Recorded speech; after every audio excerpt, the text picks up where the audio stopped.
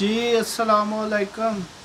मैंने सोचा मौसम बड़ा अच्छा है, हवाएं चल रही हैं ठंडी मीठी, आज बालकन में बैठ के बात करते हैं। बड़े दिनों से ख्याल आ रहा था कि इस मौजू पे बात की जाए, जो लोग हम परदेश में रहते हैं, क्योंकि हमारे पाकिस्तान का माशरा और है, माहौल और है, तालीमात और हैं, तरीक़ाकार ज़िंदगी का रहन सहन और इधर थोड़ी सी मुश्किल होती है क्योंकि इधर का माशरा और माहौल और है। तो मेरा आज का जो मौजू है वो ये है कि बच्चों की तरबियत कैसे की जाए, और बच्चों की तरबियत अगर हम नहीं सही कर पा रहे तो हमारी ज़िंदगी जो गुज़र रही है या जो गुज़र गई है वो फजूल में जा रहा है, सारा टाइम ज़ाया हो रहा है हमारा। इसलिए बच्चों की तरबियत बहुत ज़रूरी है। और बच्चों की तरबियत सिर्फ यही नहीं है कि आप जो है उन्हें कहें जी झूठ नहीं बोलना, नमाज़ पढ़नी है, कुरान पढ़ना है, 1.5 साल जी ये बड़ी अच्छी तरबियत हो रही। नहीं, बच्चों की तरबियत के लिए माहौल का होना बड़ा ज़रूरी है, एक अच्छा माहौल। और वो अच्छा माहौल हम दे सकते हैं अपने घर में, क्योंकि बाहर तो ऐसा माहौल है नहीं, स्कूलों में ऐसा माहौल है नहीं। ख़ासकर यूरोप में तो टीचर जो है बच्चे को डांट भी नहीं सकता, तो क्या वो उसकी तरबियत हम करेंगे? उसके लिए हमें बहुत ज़रूरी है कि हम अपने घर में एक ऐसा माहौल बनाएं, माँ बाप बहन भाई जो बड़े हैं वो ऐसा माहौल बनाएं कि ऑटोमेटिक जो आप उसकी तरबियत कर रहे हैं वो फ़ायदेमंद सूदमंद साबित हो। मिसाल के तौर पे एक बादशाह था, उसने अपने वज़ीरों से पूछा कि बताएं कि तरबियत के लिए, एक अच्छी तरबियत के लिए माहौल का होना ज़रूरी है या माहौल के बगैर भी तरबियत हो सकती है। तो एक वज़ीर ने कहा जी कि तरबियत जो है किसी को सही लाइन रास्ते पे लगाने के लिए तरबियत होना बहुत ज़रूरी है। एक ने कहा कि नहीं, माहौल का होना भी ज़रूरी है।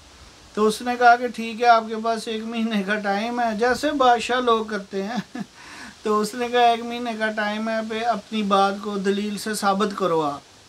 तो वो चले गए। वो जनाब उसको ना, जब उसकी बारी आई एक वज़ीर की, उसने कहा जी मैंने अपनी बात साबित करनी है, आज मुझे मौका दें। सारा दरबार लगा।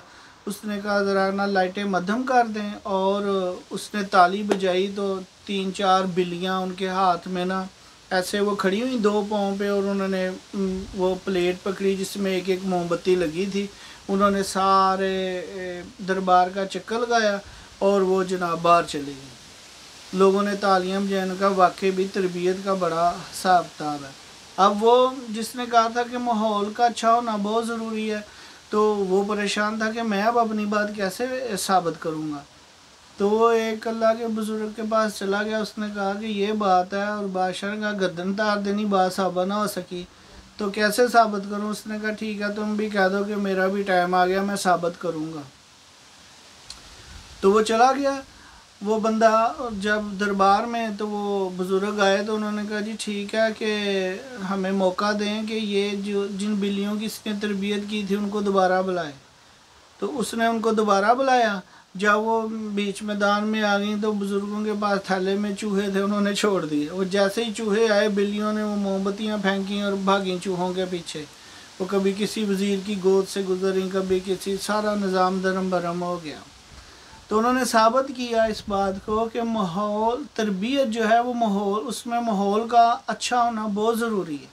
अगर माहौल सही नहीं होगा तो आप जितनी मर्ज़ी तरबियत को ज़ोर लगा लें। मिसाल के तौर पे अगर आप घर में हैं, हम बच्चों को कहते हैं कि भाई नमाज़ पढ़नी है, कुरान पढ़ना है, ठीक है, और हम खुद क्या कर रहे हैं कि नमाज के टाइम हम मोबाइल को लगे हुए हैं, यूट्यूब देख रहे हैं, फेसबुक, कुछ भी हम यूज़ कर रहे हैं, या हम खाना खा रहे हैं या खाना पका रहे हैं, एक गाल हम कुछ भी कर रहे हैं।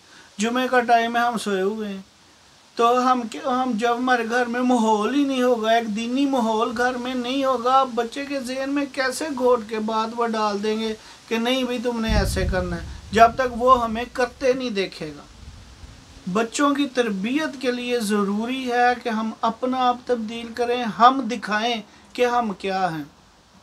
आपको पता है کہ جتنی بھی نبی پاک صلی اللہ علیہ وسلم نے جتنی بھی لائف گزاری انہوں نے اپنے عمل سے ثابت کیا، انہوں نے دکھایا، انہوں نے ماحول بنایا، مدینہ منورہ کا، خانہ کا، مکہ مکرمہ کا ماحول بنایا، انہوں نے پہلے ماحول بنایا پھر تربیت کی۔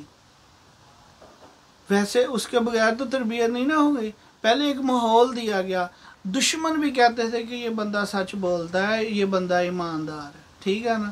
تو اس طرح جب تک ہم اپنے گھر میں اپنے آپ کو ٹھیک نہیں کریں گے، اپنا ہم رہن سہن ٹھیک نہیں کریں گے، یہ معاملہ خراب ہو جائے گا۔ نسلیں یورپ میں کیوں خراب ہو رہی ہیں کہ ماں باپ سے تربیت، اب ایک بچہ دیکھتا ہے کہ میرا باپ جو ہے وہ بغیر کاغذوں کے چوری کام کر رہا ہے، ٹھیک ہے، وہ کام کر رہا ہے چوری، اور گھر میں وہ کہتا ہے کہ چلو جی نماز پڑھو، قرآن پڑھو، صدقہ دو، کام وہ چوری کرتا ہے اور گورنمنٹ سے بھی پیسے لے رہا ہے، خود چوری کام بھی کیے جا رہا ہے۔ تربیت کیسے ہوگی؟ تربیت کرنے کے لیے لازمی ہے کہ آپ سچ بولیں، اگلے کو سچ کا کہیں، آپ نماز پڑھیں، اگلے کو نماز کا کہیں، آپ قرآن پڑھیں اور اس کو بھی کہیں۔ اور سب سے بڑی بات ہے اپنے بچوں کو جس ملک میں رہ رہے ہیں، جس ملک میں وہ اسکول میں جا رہے ہیں، اس ملک کی زبان میں ان کو قرآن پاک ترجمے کے ساتھ لے کے دیں، اور انہیں کہیں بیٹا روز بے شک ایک رکوع پڑھو لیکن ترجمے کے ساتھ پڑھو، اور خود پڑھو آہستہ آہستہ۔ یقین کریں یہ جو نئی پود آ رہی ہے یہ ہم لوگوں سے زیادہ تیز ہے، زیادہ شلاؤ ہے۔ میرا کہنے کا مطلب کہ یہ بہت تیز دماغ رکھتے ہیں، ان کو بہت جلدی بات سمجھ آتی ہے۔ تو اس لیے میری یہ ایک خواہش تھی کہ میں اس کا اظہار کروں کہ ہم کوشش کریں کہ یہ نہ ہو کہ ہم پیسے کی دوڑ میں اپنی نسلیں خراب کر بیٹھیں، ہم پیسہ کمانے کے چکر میں لگے رہیں اور نسلیں خراب ہو جائیں، کیونکہ آج کل مجبوری ہے۔ میری چھوٹی سی بیٹی ہے 1.5 سال کی، تو وہ جب روتی ہے تو فٹافٹ میری بیگم اسے نا وہ کارٹون اس پہ لگا دیتی، وہ بیٹھ کے دیکھتی رہتی۔ میں نے اسے کہا دس نشٹ گوڈ، یہ نہیں ٹھیک، یہ نہیں ٹھیک۔ پہلے جیسے بچوں کو مائیں تربیت کرتی تھیں، جب بچہ روتا تھا اس کے ساتھ کھیلتی تھیں، پیار کرتی تھیں، بچہ بالکل صحیح ہو جاتا تھا۔ اب بھی وہی ہونا چاہیے۔ ان موبائلوں سے بچوں کے چھوٹے ذہن جو ہیں وہ ٹھیک ہے کہ تیز بھی ہوتے ہیں لیکن خراب بہت زیادہ ہو رہے ہیں۔